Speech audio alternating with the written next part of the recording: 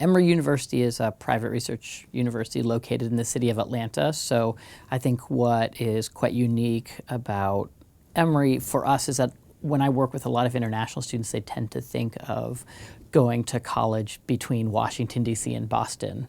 So thinking about the United States outside of that framework is new for a lot of students. So going to college in Atlanta is a little bit different for students, but it's a great resource. Atlanta is a city of about 6 million people, so it provides a great backdrop and resource for students, whether they're thinking about internships, whether they're thinking about corporate connections, getting involved in anything in the local area. The campus is located in the city, but it's a park that's cut out of the city. So it's not an urban campus, but it's not a rural campus either. So it's a great setting, I think, for a student who's looking for a traditional college, like a very traditional experience, but also doesn't want to be in the middle of nowhere. So it provides a nice backdrop in that regard. Emory is a little unique in that we have two entry points to the university. We have Emory College, which is right in the heart of Atlanta, and then we also have Oxford College, which is the original founding of the university in a small town called Oxford, Georgia.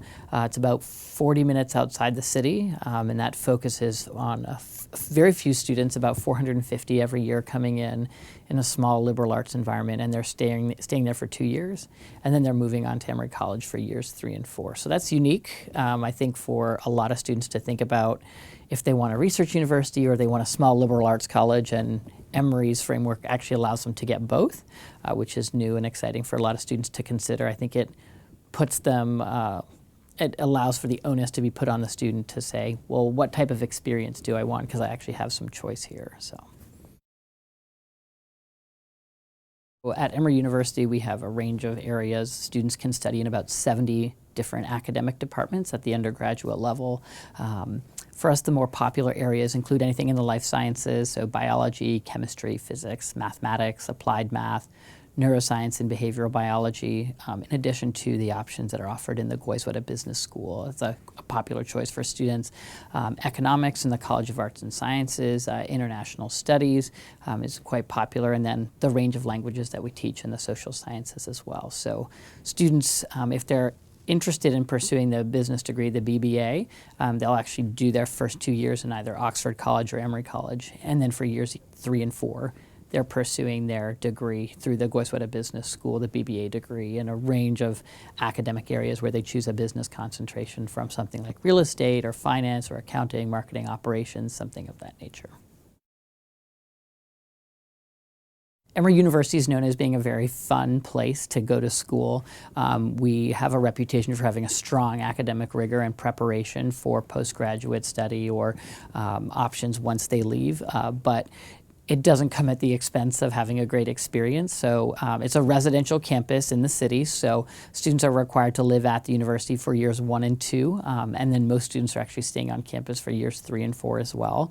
So that makes, within our framework, our campus, it makes it a great experience because students are all living together. They're talking to each other, they're engaging, they're problem solving, they're staying up late and having those conversations and going out for food and engaging in all the things that are coming to campus. So we have some really great traditions on campus, including Songfest, where our first year students are getting together and learning a choreographed dance, and all the residence halls compete against each other. They wear colored shirts, and it's a big competition.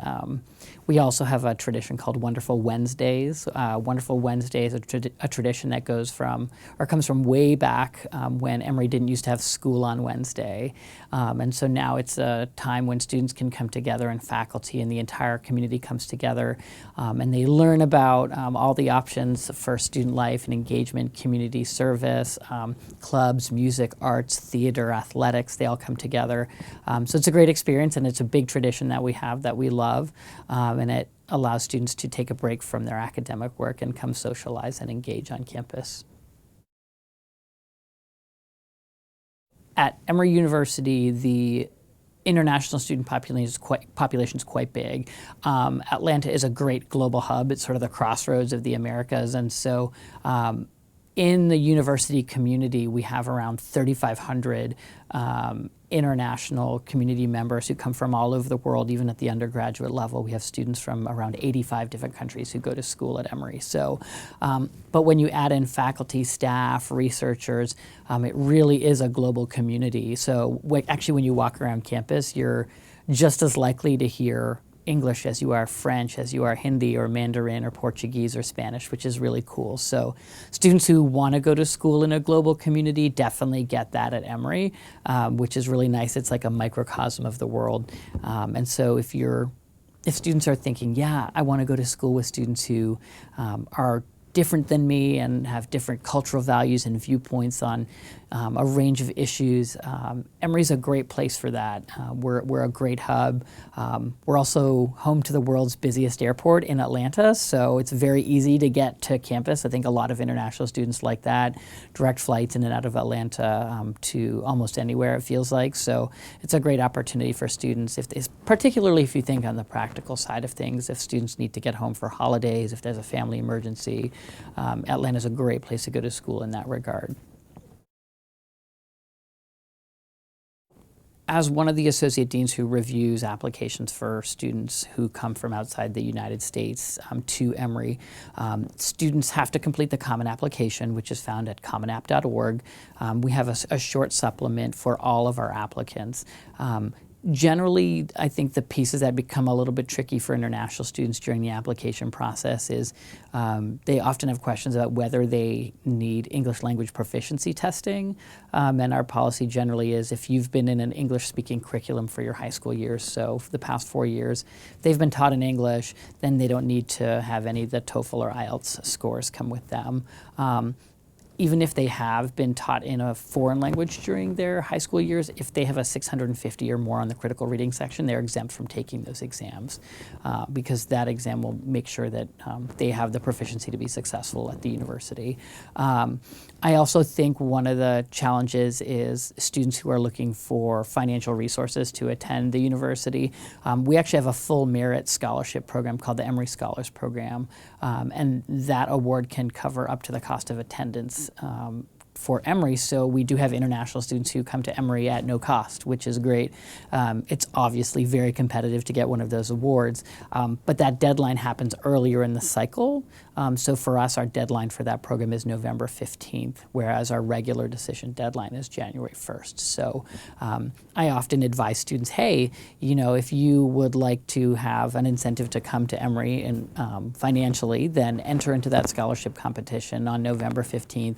It's just one checkbox on the Common Application saying, yes, please consider me for this award, and then we'll go ahead and review those applicants in that process. And if they're chosen as a finalist, we actually fly them to campus in March, and they all get to meet each other. They get to meet the current scholars who are in their second and third and fourth year, and they really can see sort of the community fold in together, and they get to know each other, which is great. So I tend to think those are the two more challenging things, English language proficiency as well as determining, you know, how can I afford to come to a private research university in the U.S.